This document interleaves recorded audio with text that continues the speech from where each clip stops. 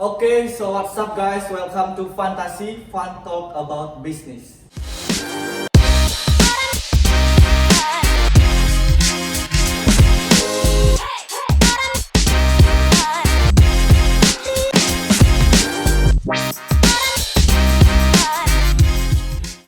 Oke, kali ini di YouTube Manajemen ada segmen yang baru tentang berbicara soal bisnis, bukan soal bisnis saja sih, mengikuti tren masa kini yang bisa dibilang podcast pada masa kini. Nah, di segmen kali ini kita akan berbicara tentang bisnis, bukan soal bisnis saja. Mungkin ada hal-hal menarik dari narasumber yang teman-teman bisa ambil pelajarannya. Di episode kali ini kita akan kedatangan salah satu orang penting pada masanya. Beliau dulu merupakan mantan ketua HMJ masa bakti 2019-2020. Betul nggak bro?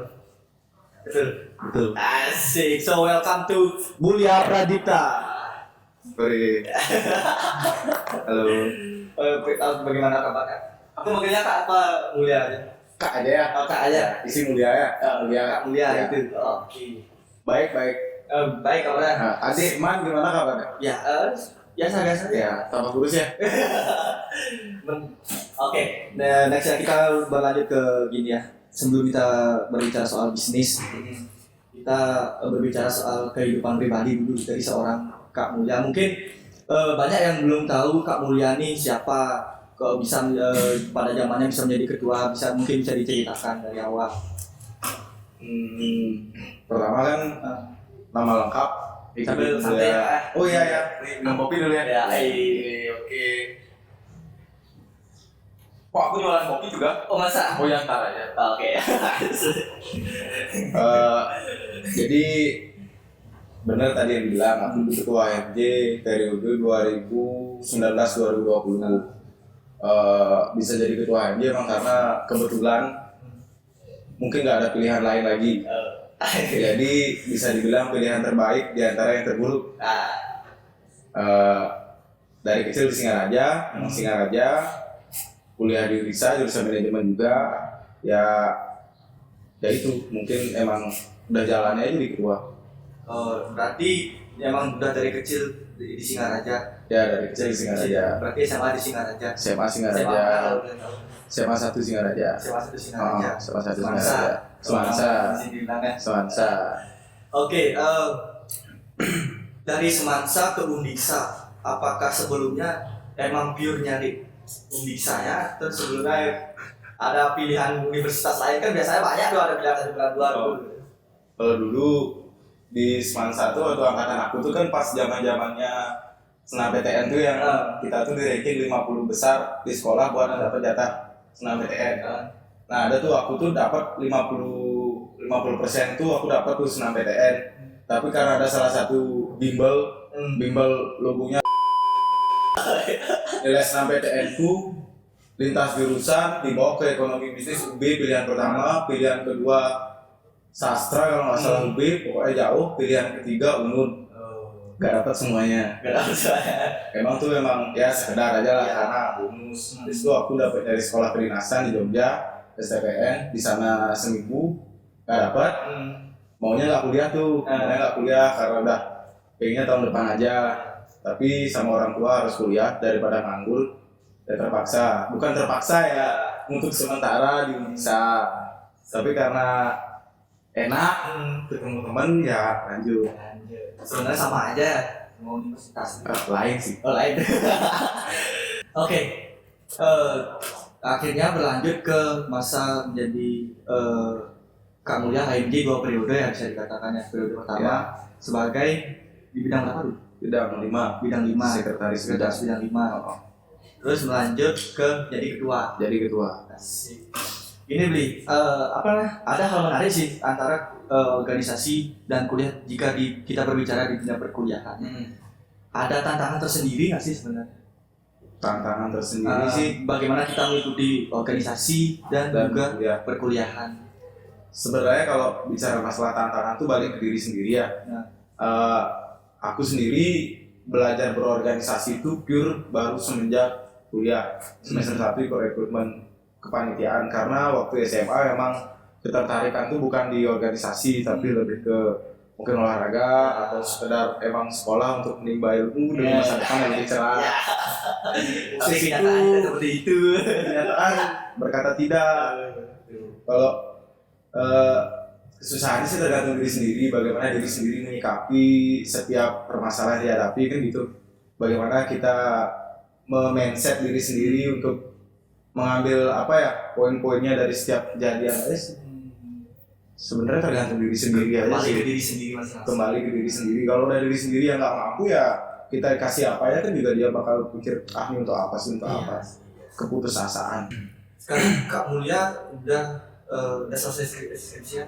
Udah sidang Februari kemarin. Tinggal nunggu wisuda. Bulan apa? Agustus. Semoga ya. Semoga setara. Oke, kalau kita berbicara organisasi kan masih banyak. Nah, kita beralih topik ke bisnis. Kalau sepengetahuan aku kita kan dah lama kenal. Wah, siap. Lama ketemu bro. Lama. Nah, aku semester 1, Kak Mulia waktu itu masih jadi ketua Semester 5. Semester 5. Di sana kita kerja dalam artian kerja bareng lah. Kita kenal bareng, susah senang bareng gitu bisa dibilang kan. Iya.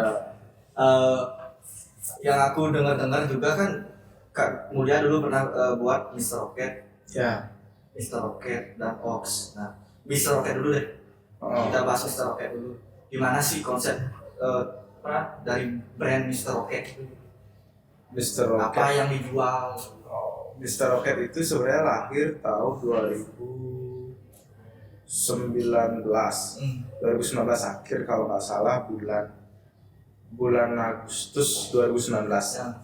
Bulan Agustus 2019 lahir Mr. Rocket tuh berawal aku berdua Mr. Rocket joinan sama temanku namanya Krisna, dia juga wakil ketua HMJ periode lalu. Itu karena kesukaan kita sama sepatu ya. Kesukaan kita sama sepatu, kita ngobrol-ngobrol, kita kepikiran buat jual sepatu pada saat itu Converse. Kenapa Converse? Karena memang Converse salah satu merek dagang yang legend dan juga peminatnya banyak. Masih hits lah dan masih hits sampai sekarang dan segmentasinya bagus sampai sekarang. Terus kita lihat tuh harga Converse di mall-mall tuh kan banyak tuh dan seringan diskon. Jadi kita mikir kalau kita jualan online terus ada toko offline atau store offline, kita pasti kalah dong. Kita milih Converse series khusus. Converse tuh collabnya banyak banget dengan orang juga, merek lain juga, series lain juga banyak banget. Dan kita milih satu series Converse yaitu John Varvatos. Itu tuh Converse collab dengan salah satu desainer asal Amerika, John Varvatos. Dan sekarang sudah selesai collabnya. Terakhir collab ya tahun 2017 kalau salah ya. 2017 terakhir dia collab dan sekarang sepatunya tuh jumlahnya terbatas, sampai yang bekas-bekas pun masih muter di pasar gitu. Itu menjadi alasan ya. Itu menjadi alasan kita ngelihat peluang lah di sana. Kita ngelihat peluang, kita cek harganya oke, tapi nyarinya agak susah. Kita nyari itu di Thailand. Kita pesen, datangnya kurang lebih 1 bulan atau 1 bulan setengah dari Thailandnya. Karena emang harus dipilih barangnya, harus dicek kualitinya, legitimasinya juga harus dicek. Karena harga jualnya lumayan. Ya sih, itu barang yang bisa dibilang langka lah. Iya, mungkin ya Untuk saat ini. Untuk saat ini belum seperti Jordan. Mungkin saat ini belum seperti Jordan, tapi kedepannya semoga bisa karena peluang ada. Tapi kan zaman sekarang segala sesuatunya perlu digoreng. Perlu digoreng, apalagi yang goreng tuh artis. Iya betul. Artis itu kita nggak tahu dia artis apa, tiba-tiba pakai sepatu kakinya dinaikin. Jadi tergoreng. Ya, kita ngelihat peluang, memprediksi peluang, ya sampai sekarang masih jalan. Gini ya, apa namanya? Ini kan konsep awal tuh memang dari buka toko. Buka toko sekarang kita tahu lah semua gitu. Zaman pandemi, orang lebih banyak di rumah. Dan otomatis kan banyak orang-orang yang belanja online gitu kan, lebih banyak orang yang keluar. Nah, apakah Mr. Rocketnya ini masih pembukaan toko atau kita ada penaruh barang juga di salah satu workshop ternama di Indonesia? Kalau Mr. Rocket sampai saat ini toko offline-nya masih ada Toko offline-nya ada. di Jalan Pulau Komodo nomor 34 Singaraja. Toko offline Mr. Rocket. Kalau online kita ada Shopee, ada di Tokopedia juga. Penjualannya emang kita sebar nih. Terus terang kalau untuk toko offline sendiri, tujuan kita buka toko itu untuk menambah trust dari calon konsumen kita. Ketika mereka melihat di Instagram sebagai pancingan, mereka minta rekening bersama di Shopee atau Tokopedia, dan sebagai penambah trust mereka, kita tambah bahwa kita sudah memiliki toko offline. Biarpun penjualan toko offline itu mungkin bisa dibilang kurang dari 25% ya, kurang dari seperempatnya, tapi paling nggak menambah trust dari calon bayar kita gitu. Kalau untuk naruh di osok-osok ternama sih belum ya, karena sebagian orang masih memandang sebelah mata untuk Converse series ini. Banyak orang yang nggak tahu, banyak orang yang nggak aneh, dan banyak orang-orang yang baru mulai suka sepatu, cuma taunya sepatu yang ada di sport station, di luar itu KW semua. Nah, kita nggak usah ributin kayak gitu-gitu. Kita fokus sama goals kita aja. Oke, itu Mr. Rocket ya, artinya ada menarik sih sebenarnya, berawal dari hobi. Bertemu dengan teman yang sepemikiran untuk ayo buka usaha. Kalau kita buka usaha kayak gini ya kayaknya enak nih. Ya, enak. Sampai Kak Mulya sendiri berbicara masalah jenis sepatu yang mau dipakai, yang dijual mau kayak gimana, itu kan perlu pertimbangan yang banyak sebenarnya. Ya, tentu. Pertimbangan kita harus milih segmennya. Kalau pemainnya masih sedikit, di sana kita masuk. Saat itu kan tentang melihat peluang, nggak peduli kita ahli apa enggak. Kalau kita nunggu ahli dulu baru nyukur, udah terlambat. Intinya berani mulai, barangnya ada, stoknya limited. Setelah itu calon konsumennya ada, kita tembak pasarnya. Sip.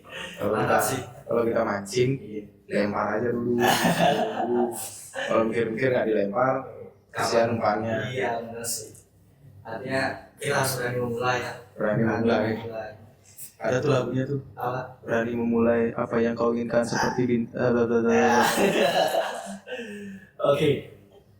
Itu Mr. Rocket. Nah, kita beranjak ke Ox Coffee. Ya. Nah, gimana tuh sudah nanti Ox Coffee itu kalau asalnya jual kopi? Ya. Yang jual kopi. Aku pernah sih di sana sekali. Aku pernah sekali 2 kali ya. 3 kali, 4 kali. Ya. Worth it lah. Betul ya. Dari segi harga untuk anak muda, apalagi perantauan.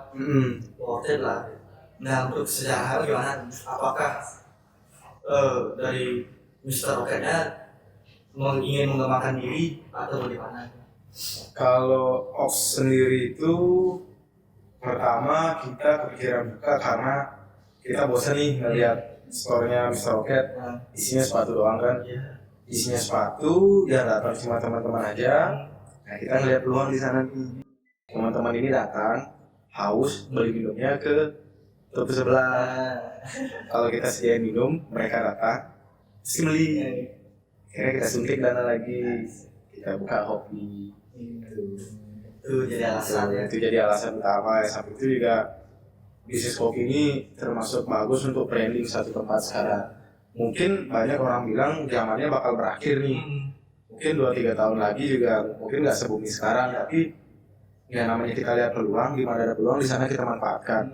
Apa kalau aku mikirnya kayak nggak ada ruginya deh toko Mr. Rocket ini kita isi kopi untuk mau branding tempatnya. Biarpun mereka datang karena kopinya bukan karena Mr. Rocketnya, paling nggak mereka tahu oh di sini ada toko sepatu nih. Mereka tahu karena mau ngopi. Bukan nggak mungkin juga mereka kebucut sama sepatunya, walaupun sejauh ini nggak ada ya. Iya lagi ya, sejauh ini nggak ada ya.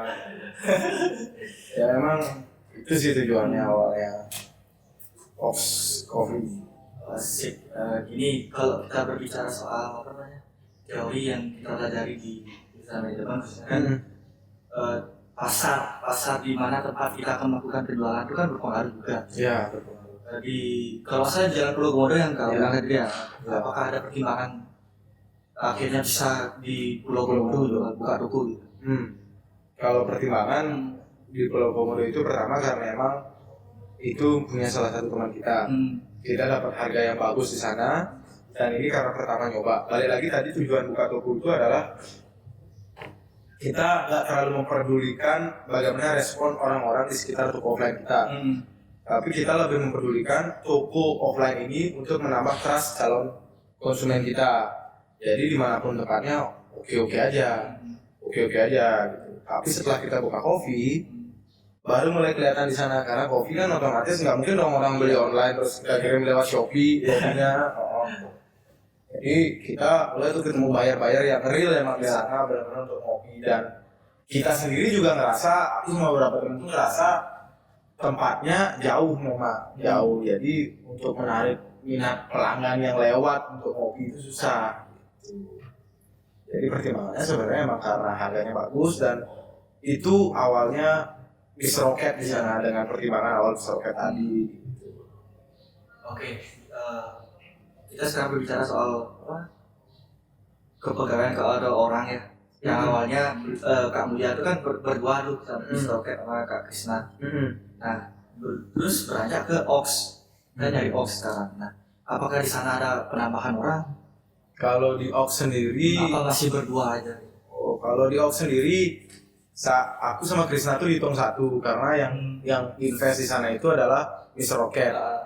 Dan ditambah lagi temanku namanya Slamet sama Dio wakil ketua yang tadi. Dan kita juga sama Ferry juga selaku pemilik tempat. Gitu. Jadi kita dapat keringanan biaya dari Ferry sendiri, makanya kita totalnya jadinya berlima orang, tapi dihitung 4 karena aku sama Krisna itu hitungannya Mr. Rocket. Ya gitu. Kalau penambahannya sih itu aja sebenarnya. Kita meminimalisir menambah orang, tapi ujungnya emang tetap banyak. Tapi emang untuk pertama mulai ya harus segitu dulu untuk nyari pengalaman. Kita kan coba-coba juga kan. Dan ini sempat juga naik beritanya di website saya. Itu gimana sih tahu? Untuk aku nggak tahu tuh sebenarnya tuh. Itu Dio tiba-tiba datang bawa berita. Terus tiba-tiba kita udah naik ke Uniksa beritanya. Fotonya kurang lagi satu, Krisna nggak ada di sana. Dari bilang berempat gitu jadinya. Ya tapi bersyukur sih bisa terliput atau menotis orang-orang pembuat berita di Uniksa. Jadinya kita nganggap mungkin kita udah mulai diperhatikan nih. Bagus sih sebenarnya. Ya satu keuntungan lah buat kita, bisa diliput di sana, bisa naik juga. Jadinya namanya lebih dikenal lagi. Terutama untuk brandnya Ox. Itu yang diangkat Oxnya apa ada di Rocket juga? Itu Ox, pure Ox, ya. Pure Ox. Good sih, mantap. Lumayan menginspirasi ya, walaupun kita baru memulai gitu kan dengan pengalaman yang baru, tapi teman-teman mahasiswa juga ada banyak hal yang penting bisa dipetik dari kamu ya, bahwa kita harus berani memulai. Itu yang penting ya. Itu yang penting, harus berani mulai. Bisnis tuh kalau menurut aku ya, aku ini kan mungkin contoh orang yang mau memulai bisnis, bukan datang ke sini sebagai pebisnis. Karena aku selalu bilang di bio Instagramku tuh ada salah satu keterangan tuh almost entrepreneur, hampir menjadi seorang entrepreneur. Karena kalau dibilang menjadi seorang entrepreneur, yang pertama hidupku belum tercukupi dari bisnis. Yang kedua, aku belum bisa ngasih feedback apa-apa ke orang-orang dari bisnis. Dan yang ketiga, bisnis sampai saat ini masih jadi tempat untuk belajar.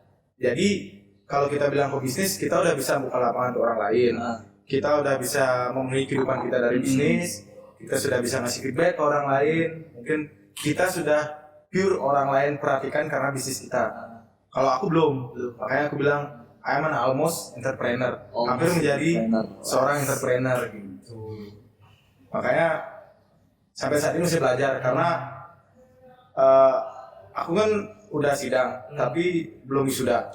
Dari dulu, dari semester 1, soalnya dari SMP. Aku suka coba-coba karena ini pertimbangannya. Ini untuk teman-teman juga yang nonton.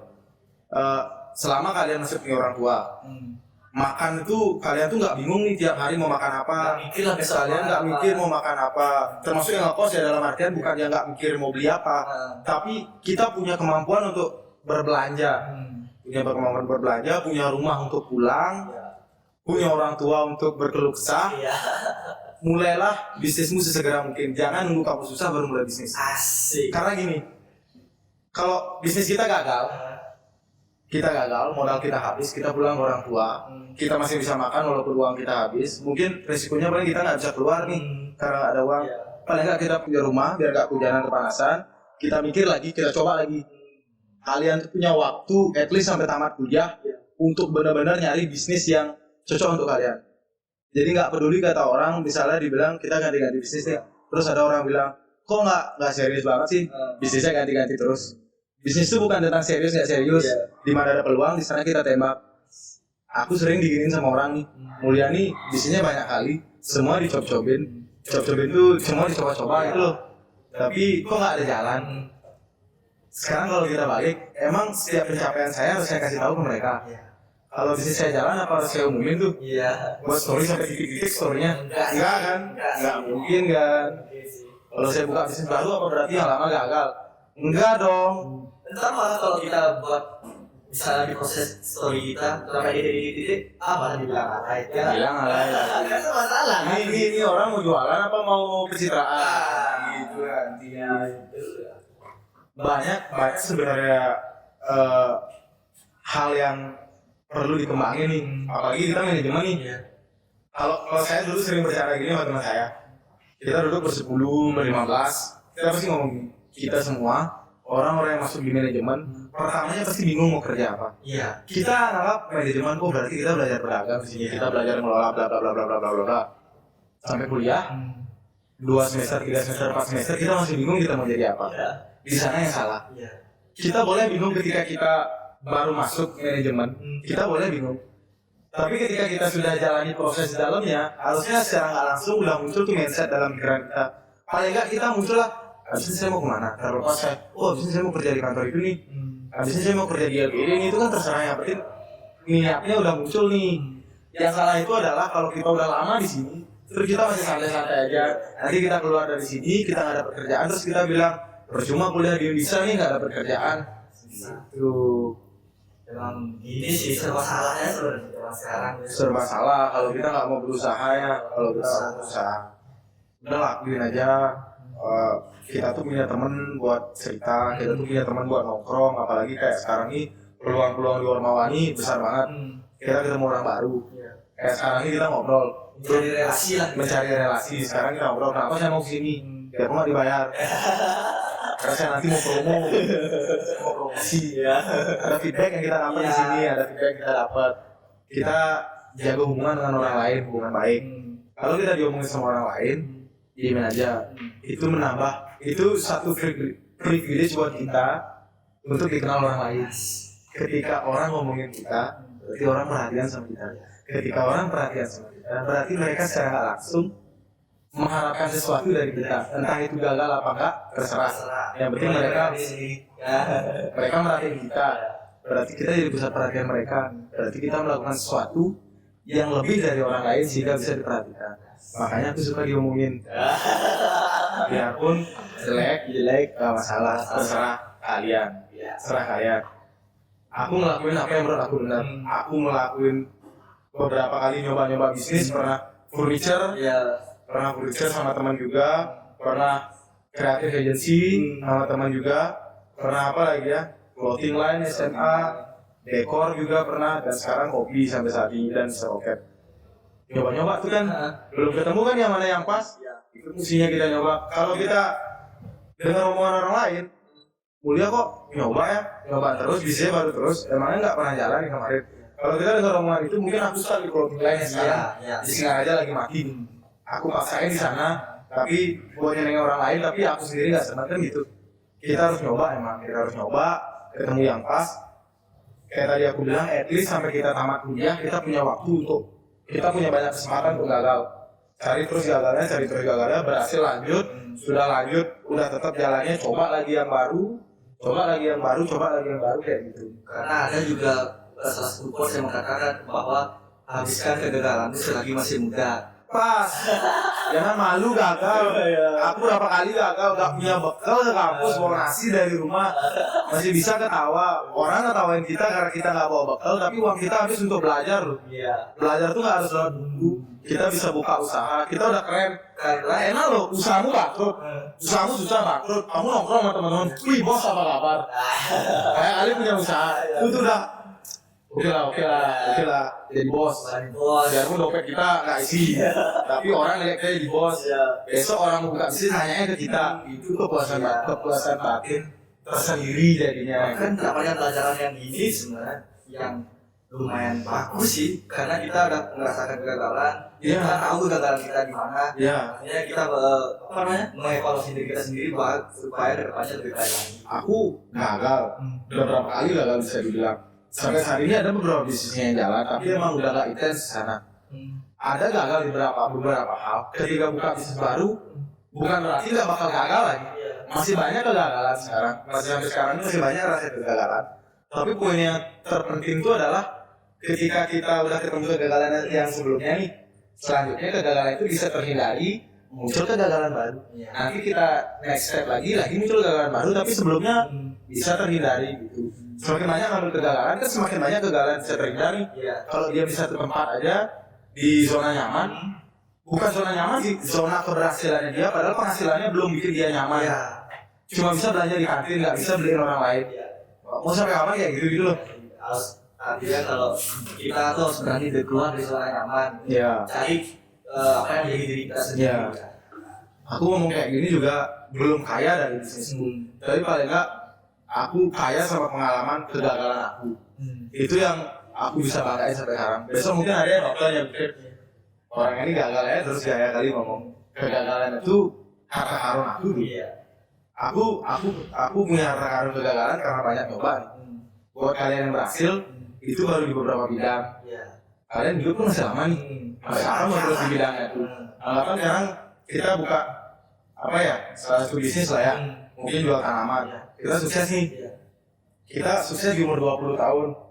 Kita pengen hidup lama nih. Bisa mungkin 50 tahun, 40 tahun. Investasi perlu, kita pengeluaran apa. Kalau bisnis kalian mati, kalian kan nyoba hal baru. Nanti kalau kalian nyoba hal baru pada saat umur 35, udah punya anak kalian TK, istri kalian salon nih, nggak kerja di rumah. Terus kalian nyoba hal baru gara-gara tanamannya bangkrut. Nyoba hal baru bangkrut juga. Istri yang mana mau dikasih makan apa? Terus Kayak gitu. akhirnya kita puas dengan hasil, tapi kita harus nyoba lagi. Terus kalau udah berhasil nih juga, aku banyak kali ketemu orang kayak gini. Gimana kayak menarik ini? Ini berdasarkan menurut sudut pandang aku sebagai orang yang gemar mencoba bisnis, bukan sukses dari bisnis. Ada poinnya itu. Aku orang yang gemar nyoba bisnis, bukan sukses dari bisnis. Belum sukses sampai saat ini masih belajar. Banyak orang kayak gini. Dia ngomongnya gini, aku pengen menginspirasi orang lain dari bisnisku. Aku udah sukses di bisnis ini. Tapi ketika orang lain terinspirasi sama dia bilang, kamu ikutin aku nih. Kamu ikutin aku nih. Terus orang itu, loh, Anda menginspirasi saya mengikuti langkah Anda. Tapi Anda bilang saya plagiat. Di mana letak menginspirasi yang Anda maksud? Apa menginspirasi uang? Apa menginspirasi harta benda lain? Atau apa? Kayak ada lainnya. Kekayaan yang lain. Gitu. Kadang orang tuh siap sukses, tapi tidak siap untuk bersaing. Ketika dia nggak siap untuk bersaing, itu udah jadi, kamu ikutin saya. Padahal dasar aja kan, ingin menginspirasi orang lain. Iya. Nah dia buka usaha itu dari mana? Apa nggak ikutin orang juga? Memang dia pertama di Indonesia. Nggak ada sesuatu yang murni. Kreativitas itu diadopsi dari kreativitas lainnya. Yang namanya kreatif itu ubah dikit, dimodifikasi dikit, amatiasi, modifikasi. Oke, sebenarnya kita nggak rasa berapa menit tadi kita berbicara. Ya. Itu soal bisnis. Maaf ya sebelumnya Kak Nia, maaf sebelumnya. Aku dengar juga kalau bisnis oxnya tuh masa depannya udah kayak gitu. Ox klarifikasi ya. Ox saat ini memang lagi kita pause lah untuk sementara. bukan kita cut, tapi kita pause karena apa? Kita kan berempat tadi, berlima lah orangnya. Satu udah tamat, yang satu nyusun, yang tiga proses tamat. Jadi kita juga punya kesibukan masing-masing nih. Ops itu tujuannya kan untuk isi waktu luang kita sambil belajar. Kita punya kesibukan sekarang, ada yang kuliah, ada yang kerja, ada yang buka lagi. Makanya kita pilih sementara kita pause dulu deh. Pause dulu. Bukan terakhir. Makanya kita lagi pikir juga kira-kira 2 atau 3 tahun lagi mungkin bisa ngasih modal ke Ox buat Ox bisa bangun lagi. Peluang lebih besar. Ya, Ox itu jasanya besar. Dia ngasih kita pelajaran buat gimana caranya kita buat kopi, gimana caranya kita benar-benar berjualan, benar-benar gak gengsi buat cuci piring ke pasar belajar itu karena Ox. Itu di Ox kita dapat. Banyak pelajaran yang diambil dari Ox. Banyak pelajaran yang diambil dari Ox, banyak orang baru yang kita kenal dari Ox. Kita kan bawa teman masing-masing di sana tuh kenalan, apa relasi. Iya. Jaga hubungan baik. Kan sekarang lagi artinya Ox lagi di pause. Ya. Bukan berakhir ya. Sekali lagi bukan berakhir. Di pause. Tidak berkemungkinan akan dibuka kembali. Akan dibuka kembali. Kak Mulya bentar lagi kan mau tamat. Ya. Ada bisnis yang dijalani lagi atau yang dicoba lagi. Untuk saat ini kalau aku pribadi lagi proses renovasi toko di Jalan Teleng nomor 19. Oh nanti yang lurus depan aku belok kiri. Iya, lurus depan kampus belok kiri. Di sana coffee shop juga. Coffee shop ilmunya aku adopsi dari Ox memang karena dapat itu dari Ox. Itu coffee shop nanti namanya Panamena Coffee. Menarik nih Panamena. Ada nama tersendiri tuh. Ada hal yang menarik gak dari nama Panamena? Panamena itu kalau bahasa Singaraja, bahasa pergaulan kita itu ada kadang-kadang Ana itu saya. Ana inti saya kamu. Karena aku modal pinjam dari orang tua adalah pinjaman sejumlah berapa juta gitu. Aku pinjam. Aku mikir ucapan terima kasih terbesar itu di samping membalikin uangnya pelan-pelan adalah mengadopsi nama kedua orang tua yang sangat berperan ke bisnisku gitu. Jadi Panamena itu Bapak Ana, Memen Ana. Jadi Pana itu Bapak Ana, artinya bapak saya. Mena itu Memen Ana, artinya ibu saya. Jadi namanya panjang 8 huruf Panamena itu adalah ibu bapak saya. Jadinya otomatis ketika ibu bapak saya tertera di sana tuh neon box gede nyala, itu jadi rumah kedua saya. Filosofinya gitu, dan kedepannya kan diharapkan bisa memberikan kehidupan yang lebih baik, bisa memberi feedback yang lebih baik ke orang lain gitu. Ya masih belajar sih sampai saat ini, masih belajar, renovnya masih jalan. Ya semoga bulan depan udah bisa buka. Sementara banyak. Belum ada perpindahan, kapan?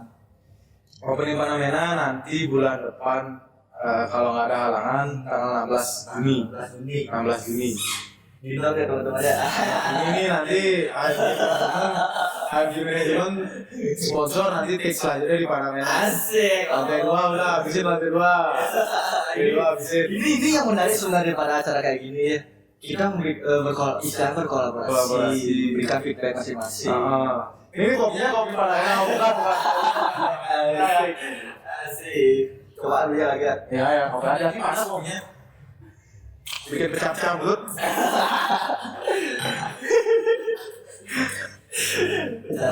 Bicara dulu orang-orang.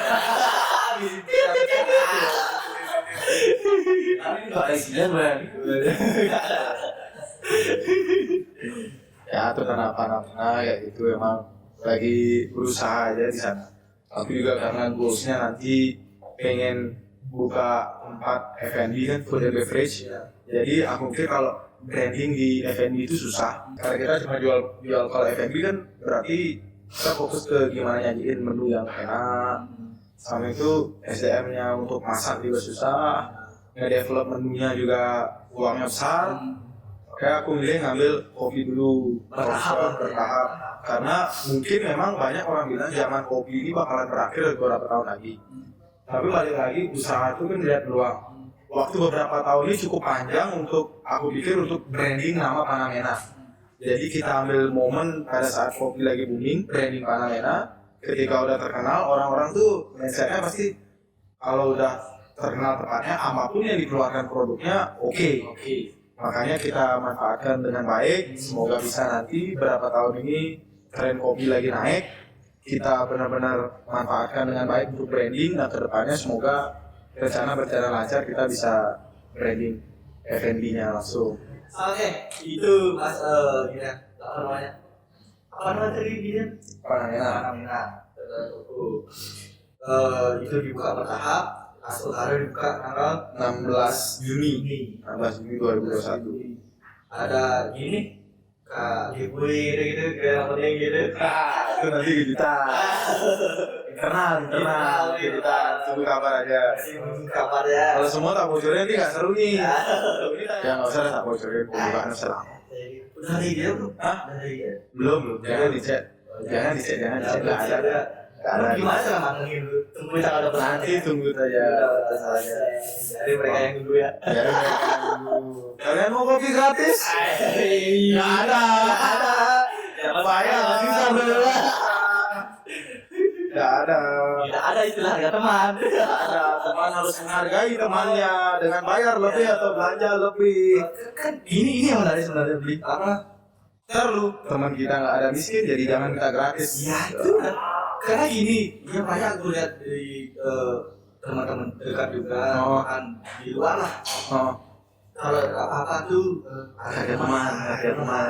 Padahal kalau semuanya kita di bisnis kan berbicara bahwa lu nggak bisa harga teman. Lu kalau mau support teman dulu, ya lu support dengan. Nggak ada. Itu caranya itu. Nggak ada. Temenmu tuh ngeluarin effort lebih buat buka usaha, ngeluarin waktu, tenaga, pikiran buat mikirin konsep usaha. Terus yang aku ngaku teman dateng, bro harga teman. Belum tentu teman juga kan? Belum teman. Bro harga teman. Mantap bro. Harga teman. Itu yang susah kadang-kadang. Itu yang susah, makanya Bisnis. relasi penting dijaga. Pertemanan Di persahabatan dikunci. Iya sih. Words of the day lah tuh. Kepanjangannya. Ya kayak gitu dah, harga teman tuh udahlah hindarin aja. Kita bisa kerjasama. Ya kita bisa kerjasama dengan cara lain. Toh juga kalau emang nggak punya uang, dikumpulin dulu. Nanti pada saat punya uang baru bisa kita juga kalau teman kita sukses, kita juga kebahagiaan. Gak usah minta gratis lah. Apa sih gratis? Ada ya cuma sekarang harus harus support. Kita sama-sama support. Makanya ini acara kayak gini bagus nih. Sebelum tamat ada nih. Jadi sambil jadi media promosi. Kemarin di chat tuh kakak bisa promosi juga lu langsung. Oke siap deh, gampang. awalnya diri aja. Gak enak. Belum besar, belum besar, tapi udah takut nanti malah apa yang kita sampaikan itu nggak nyampe ke pendengar gitu. Malah jadi misinformasi jadinya. Orang malah mikir, oh buka bisnis aja, nggak usah kuliah, bla. Padahal ada hal yang menarik sebenarnya. Nggak perlu soal cara metode juga sih. Iya benar. Nah, Kadang buat teman-teman juga teman kita kan calon sarjana. Aku juga calon sarjana karena belum sudah. Kita jadi mahasiswa tuh harus lebih intelek lagi kalau melihat seminar, webinar ataupun informasi lain. Karena apa? Kalau ini menurut sudut pandang aku pribadi, kalau kalian punya sudut pandang lain terserah. Aku terlalu sering melihat orang sukses yang menjual kisah susahnya dia sebelum bisa jadi sukses. Itu yang salah. Jadi coba kalian, kita berapa orang satu lagi apa gimana 20 gitu misal. Seberapa sering kita ngelihat orang podcast ataupun kisah orang sukses dulunya miskin. ya Itu yang terkenal kan? Yang besar. Terus aku mikir gini, oh mungkin ini cara orang untuk menjual cerita mereka. Misalnya gini deh, aku jualan kopi misal. Cerita aku gini, aku ada dari keluarga yang biasa ya, apa yang aku minta dikasih sama orang tua aku. Terus tiba-tiba aku pengen jualan kopi, Dari Singaraja aku starter motorku atau mobilku, gas dari pasar beli kopi jualan di Singaraja rame. Oh biasa aja ceritanya. Coba karena ganti awalnya, saya susah mau ke pasar, saya tuh di trotoar nunggu tumpangan, pinjam uang ke tetangga, terus saya ke pasar saya sukses boy, hebat, menarik. Tapi mau sampai kapan kita jual cerita sedih kita? Apa orang harus miskin dulu untuk bisa kaya dari usaha? Kan enggak. Terus karena kita terbiasa dengan cerita miskin dulu sebelum kaya di usaha, kita ngelihat orang kaya buka usaha kita ngomong gini, gara-gara bapaknya. Kalau nggak bapaknya, itu terlalu dijual cerita kesedihannya tuh. Makanya aku maunya kalau nanti punya kesempatan ngobrol, semoga nanti ke depan punya kesempatan ngobrol di seminar atau di mana, aku mau bilang kayak gini. Saya nggak mau jual cerita sedih saya. Orang tua saya minta apa ya syukur-syukur orang tua saya masih bisa menuhin. Makan saya berusaha, kuliah saya masih bisa. Terus kalau saya perlu motor ada, tinggal pakai. Itu saya bukan berasal dari keluarga yang kekurangan, tapi saya ingin bisnis untuk mengembangkan diri saya. Saya ingin melebihi apa yang orang tua saya punya, makanya saya berbisnis. Gak usah jual cerita sedihmu untuk inspirasi orang lain. Itu saya mau ngomong gini karena kita manajemen kan ya kita ini calon-calon pengusaha atau orang yang memiliki kecerdasan untuk melihat sesuatu nih. Sampai kapan kita mau diibu sama cerita yang pura-pura miskin dulu sebelum kaya ya. Aku mikir tuh kayak gitu terus. Anggapan aku jual kopi kan ada aku bilang, saya di Singaraja nih saya naik mobil dari pasar beli mesin kopi, beli alat kopi. Saya jual sukses, saya kaya. Oh ya bagus. Terus dia bilang saya nunggu Isuzu gitu, nunggu bemo. Kalau bemonya nggak ada saya bohong di pinggir jalan, diam gua mau ke pasar. Saya jualan kopi ya sukses. Hebat, kamu hebat. Kamu dari miskin jadi kaya. Kalau dari kaya jadi kaya. Oh kamu hebat, bapakmu hebat. Ada bapakmu. Kamu jadi apa? Kamu ya kalau nggak ada bapakmu nggak lahir. Jadi apa kamu kalau nggak ada bapakmu? Ini kloset kamu di. Iya. Itu kita tuh. Kloset ya tuh. Sensor ya. Itu tuh yang saya pengen jadi media mencurahkan isi hati dan pikiran jadinya gitu. Saya soalnya nggak saya kurang terlalu berempati sama orang yang terlalu menjual nilai-nilai sedihnya ujung-ujungnya untuk uang. Dia bukannya berusaha untuk memperbaiki hidupnya, tapi memperusak hidupnya terus menjual ceritanya. Nggak salah. Kita hidup di negara di mana yang sering mereka lihat biarpun salah dibenerin. Jadi saya bilang nggak salah, saya yang salah. Karena pola pikir ini masih dikit orang yang lihat. Masih dikit orang yang lihat. Nah kalian nggak harus miskin dulu untuk nggak usaha, nggak perlu tunggu melarat. Cukup masukin keranjang aja Shopee kalian apa yang kalian punya. Dengan bekal kalian nggak cukup merasa kalian melarat. Nggak perlu nggak bisa makan. Padahal bisa dimaksimalin nggak sih? Bisa dimaksimalin. Lu nonton TikTok, hanya ada TikTok isi live tuh nggak bisa dapet uang. Kalau mau usaha, ya bisa ya. Mungkin usaha lah. Ya, di sini kan semua berusaha lulus dari sini.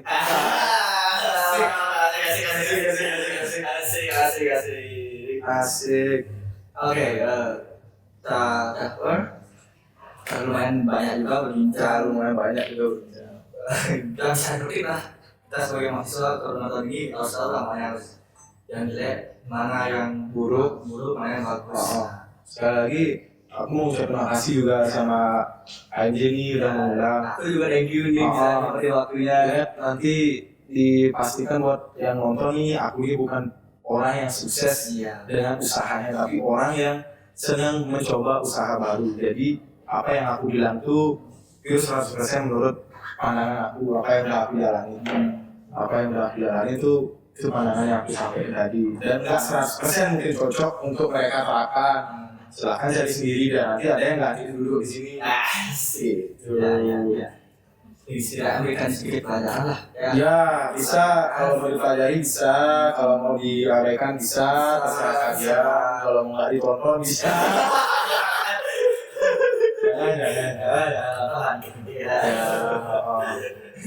Jangan. Ya intinya gitu kan, modal besar harus berani. Iya. Jangan terlalu berharap jadi pegawai. Terlalu banyak pegawai ngapain harus suruh berhenti nanti. Iya. Kasihan negara bagi kalian. Kenapa nggak kalian bantu negara? Asik. Ya. Oke, Kus.